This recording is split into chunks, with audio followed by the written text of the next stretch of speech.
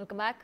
గాంధీ భవన్లో republic day వేడుకలు ఘనంగా జరిగాయి. టీపీసీసీ చీఫ్ మహేష్ కుమార్ గౌడ్ జాతీయ జెండాను ఆవిష్కరించారు. మహాత్మా గాంధీ, అంబేద్కర్ చిత్రపటాలకు నివాళులర్పించారు.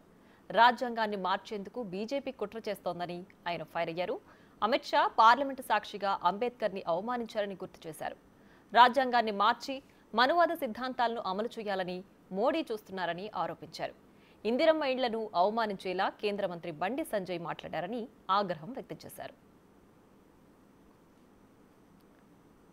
యావత్ ప్రపంచం హర్షించదగ్గ గొప్ప రాజ్యాంగాన్ని మార్చాలనే ప్రయత్నంలో కాషాయ ప్రభుత్వం ప్రయత్నం చేస్తా ఉంది. దీనికి తార్కాణం సాక్షాత్ దేశ హోంమంత్రి నిండు పార్లమెంట్లో అంబేద్కర్ ని అవమానపరిస్తే దాన్ని ఖండించాల్సింది పోయిన ప్రధానమంత్రి దాని కితాబు ఇవ్వడం అంటే దీని వెనుక దురుద్దేశం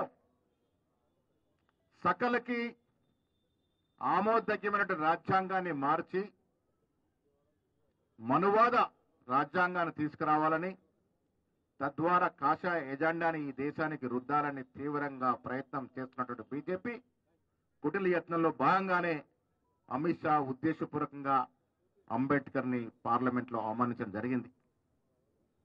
ఇది ఒక అంబేద్కర్ కి అవమానం కాదు, నిజమైన దేశ పౌరులందరినీ కూడా ఈ రాజ్యాంగాన్ని మనస్ఫూర్తిగా నమ్మే పౌరులందరినీ కూడా అవమానపరచడం జరిగింది. మిత్రులారా, ఇలా దేశం ఇదే పరిస్థితి ఉంటే ఇలా ప్రపంచంలో గొప్ప దేశం అని చెప్పుకునే మనది కులాల పేరిట, మతాల పేరిట, ప్రాంతాల పేరిట విచ్ఛిన్నం చేసి వారి పబ్బం గడుపుకోవాలన్న ప్రయత్నం కేంద్రంలో ఉన్నటువంటి ప్రభుత్వం చేస్తారు.